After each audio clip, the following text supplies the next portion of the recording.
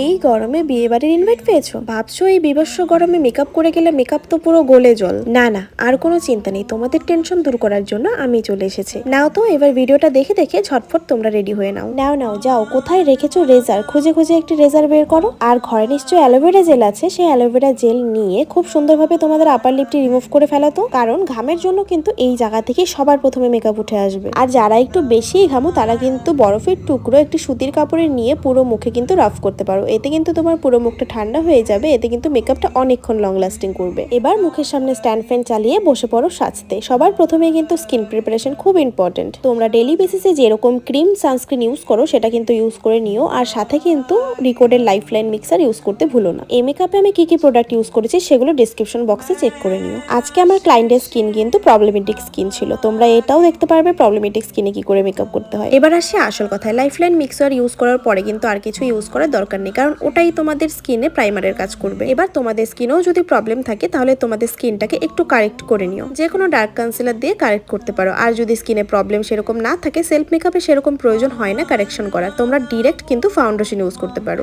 আমার ক্লায়েন্টের স্কিনে যেহেতু প্রবলেম ছিল তাই আমি একটু কারেকশন করে নিয়েছি, তারপরে আমি আইব্রোটাকে শেপ দিয়ে নিয়েছি। তোমরা চাইলে আইব্রো শেপ দিতেও পারো, নাও দিতে পারো। আমি স্পেশালি আইব্রো শেপ দিতে একদমই পছন্দ করি না। আমি কি করে সেলফ মেকআপ করি সেটা যদি তোমরা জানতে চাও তাহলে কিন্তু আমাকে কমেন্ট করতে হবে, তাহলে নেক্সট ভিডিও আমি সেলফ মেকআপ করে তোমাদেরকে পোস্ট করব। এবার এখানে খুবই কম বাজেটের একটি ফাউন্ডেশন ইউজ করছি। বলে না দামে কম মানে ভালো কাকুরি ফার্নিচার, কি বলে ফেললাম, দামে কম মানে ভালো ফাউন্ডেশন, এটাই বলতে চেয়েছিলাম। এখানে আমি রিকোডের লুমিনাস এইচডি ফাউন্ডেশনটা ইউজ করেছি। ফাউন্ডেশনটাকে খুব ভালোভাবে থ্যাপ থ্যাপ করে কিন্তু খুব ভালোভাবে ব্লেন্ড করতে হবে। ফাউন্ডেশন ভালোভাবে ব্লেন্ড করা হয়ে গেলে এবার যে কোনো তোমরা লাইট কনসিলার বা লাইট ফাউন্ডেশনও নিতে পারো, যেগুলো লাইট শেডের হয়, সেগুলো দিয়ে কিন্তু তোমরা একটু হাইলাইট করে নিতে পারো। এতে কি হয়, স্কিনের টেক্সচারটা না ভালো বোঝা যায়।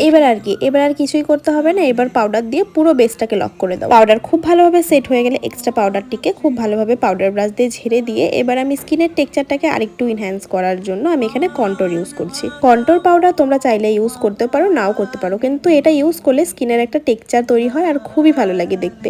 এবার ন্যাচারালনেসটাকে বজায় রাখার জন্য আমি সেই ক্ষেত্রে ব্লাশ ইউজ করছি। ব্লাশটাকে আমি ভরে ভরে ইউজ করতে পছন্দ করি, কারণ আমার আই লাভ ব্লাশ। ব্লাশের পরে একটু করে হাইলাইটার ইউজ করে নিয়েছি, কারণ হাইলাইটার না লাগালে স্কিনটা চকচক করবে কি করে। এবার আসি আই মেকআপের পার্টে। আই মেকআপটাও তোমাদেরকে একই ভিডিওতে শেয়ার করে দিচ্ছি। আই মেকআপে জাস্ট আমি এখানে দুটো কালার ইউজ করেছিলাম, একটা হচ্ছে পিঙ্ক আর একটা হচ্ছে তোমার ব্রাউন কালার। সেটা হচ্ছে দুটো কালার দিয়ে মিক্স করে এবার হচ্ছে কর্নারটাতে জাস্ট হালকা একটু ডার্ক কালার ইউজ করেছিলাম। আর এই যে এটা হচ্ছে মেইন রহস্য আমার, এটা হচ্ছে মার্সের একটি প্রোডাক্ট, এত ভালো, মানে এই প্রোডাক্টটা জাস্ট চোখে হালকা করে ইউজ করে ফেলো, আর কিচ্ছুর দরকার নেই। দেখো চোখটা এমনিই কত সুন্দর লাগছে দেখতে।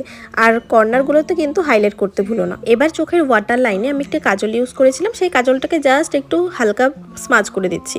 আর ওপরে যে ব্রাউন কালারটা ইউজ করেছিলাম সেই ব্রাউন কালারটাকেও একটু স্মাজ করে দিলাম, আর কিছুই না। এবার তোমরা যে যার মতন খুশি নিজের মতো করে লাইনার পরে নাও। লাইনার পরতে অ্যাকচুয়ালি আমি নিজেই পছন্দ করি না, আমি স্পেশালি হচ্ছে আমি কাজলটাকেই প্রেফার করি, কিন্তু যখন আমি ক্লায়েন্টদেরকে সাজাই লাইনারটা আমি খুব সুন্দরভাবে তাদেরকে পরিয়ে দিই, তাদেরকে দেখতে কিন্তু সুন্দর লাগে। আমি জানি কেন কনফিডেন্স পাই না, আমার মনে হয় আমি লাইনার পরলে আমাকে ভূতের মতো দেখতে লাগবে, কারণ আমার চোখগুলো ছোট ছোট। এবার সুন্দর করে কিন্তু মাস্কারা পরিয়ে আমি লিপস্টিক পরিয়ে দিয়েছি। তোমাদের সাথে এতক্ষণ ভিডিওটা আমি উইদাউট লাইটে, মানে একদম কম লাইটে দেখিয়েছিলাম, ওই জন্য তোমরা ভালো করে স্কিনটা বুঝতে পেরেছো। এবার লাইটে দেখো কতটা সুন্দর লাগছে। আর এই হেয়ারস্টাইলটা ওকে করে দিয়েছিলাম। এই হেয়ারস্টাইলের ভিডিও যদি তোমরা আলাদা করে দেখতে চাও আমি আলাদা করে পোস্ট করে দেবো। আর আজকের আমার ক্লায়েন্টকে কেমন লাগছে অবশ্যই কিন্তু জানিও। আর দেখো ডে লাইটে আমি তোমাদেরকে পুরো মেকআপটা দেখাচ্ছি। তোমরা অনেকে বলো মেকআপ সাদা করে ফেলি, হেন তেন, তোমরা দেখো ডে লাইটে কিন্তু একদম ন্যাচারাল লাগছে দেখতে। তোমরা নেক্সট আর কিরকম ভিডিও দেখতে চাও অবশ্যই কমেন্ট করে জানিও। তো আজকের জন্য টাটা বাই, সবাই খুব ভালো থেকো।